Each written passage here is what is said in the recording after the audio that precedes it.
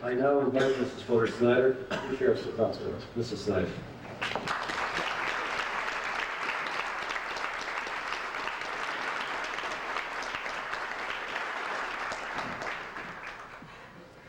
It is my great honor and pleasure to be here today in this dome, which was the concept of my father, Buckminster Fuller, as it is rededicated, reborn again to a new mission, a new reality. A principle my father used in addressing any problem with which he was confronted was to see it first as a whole. This stone is that principle made visible. His next task was to see the interrelation of the parts to that whole, to recognize the synergy of their relationships, where the whole discovers itself to be greater than the sum of its parts. Now, not only is the structure of the dome a demonstration of those principles, but its function as well.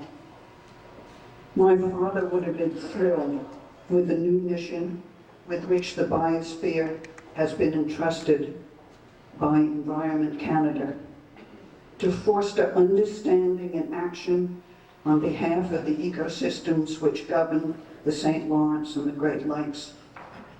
This is seeing the whole and understanding the relation of all the parts to that whole.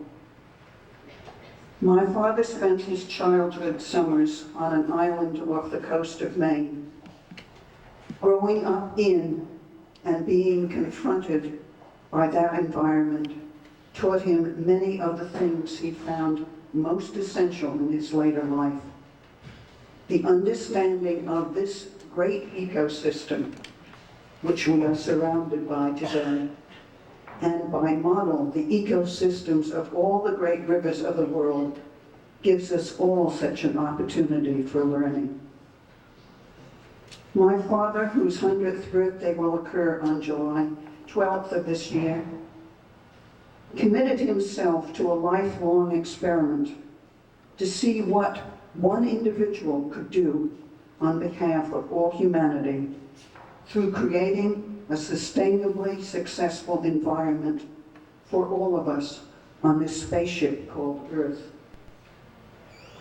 He engaged in that experiment, hoping that others would follow with the same commitment towards the same goal. Often that task has seemed daunting to the rest of us, but the task of saving, restoring, renewing the ecosystems of the St. Lawrence and the Great Lakes presented to us by the Biosphere puts one such task squarely and firmly in our hands. He would regard that as a wonderful birthday present. I have a very special and personal connection to this dome, one not widely nor publicly known. My father dedicated the creation of this dome to my mother and myself. In 1967, shortly after its completion, he wrote a friend, "My commitment in the direction of all humanity, with its symbolic embodiment in my Expo67 dome, though dedicated to all humanity, must have its inadvertent complementarity involvement of Anne, who was my mother, and Allegra, myself as well." I treasure that.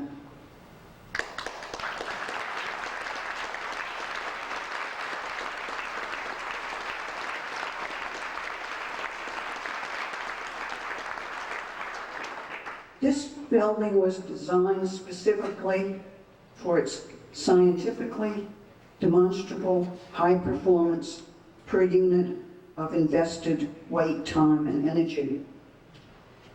Its inherent beauty is in the exquisite economy of an exactly adequate performance capability, to quote my father.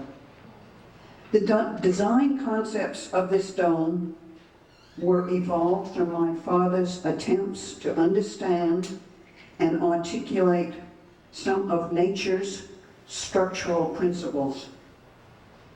If one discovers a connection between the structure of a sea urchin or a dandelion and as it transforms itself to scatter its seeds in the wind, or even the carbon-60 molecule, which has recently been discovered to have structural properties of the same order and has subsequently been called the Buckminster fullerene in honor of my father. It is the integrity of these structural principles that makes them similar. It is that integrity that we may find beautiful. The rededication of this dome to a new task of encouraging important and effective change should perhaps be seen in relation to some other efforts also inspired by my father's work, such as the resurrection of a Buckminster Fuller dome in Moscow, which will serve as an interactive communication bridge and demonstration of the importance of telecommunication, which he envisioned in the early 60s and documented in a book called Education Automation. In about a week's time, this bridge will be opened through a linkage to the world's largest geodesic dome, built alongside the Queen Mary in Long Beach Harbor, California, linking members of the Russian American communities with California and with the G7 meeting in Halifax.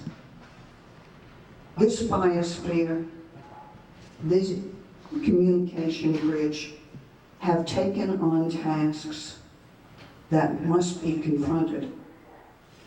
My father constantly asked himself what tasks needed to be done on behalf of the spaceship Earth and all its passengers. He set the agendas for his life by pursuing his answers, and he felt we must all ask ourselves this same question and pursue our own answers. In the biosphere and its mission, he would see one such effort in action, and he would applaud it, as I do today. I cannot thank you how deeply, tell you how deeply from my heart I am with you today.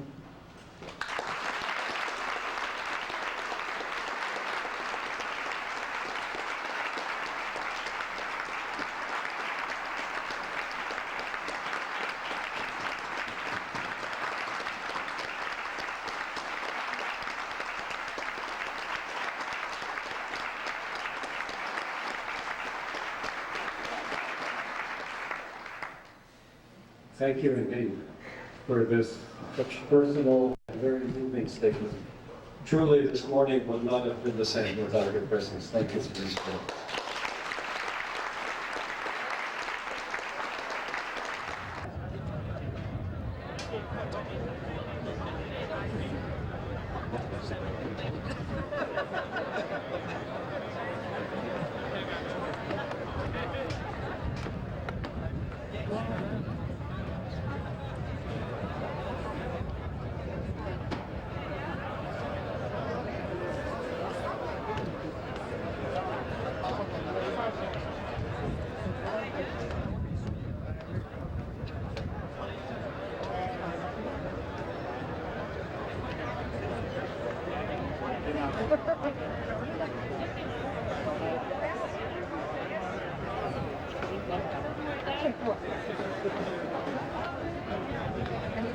Okay.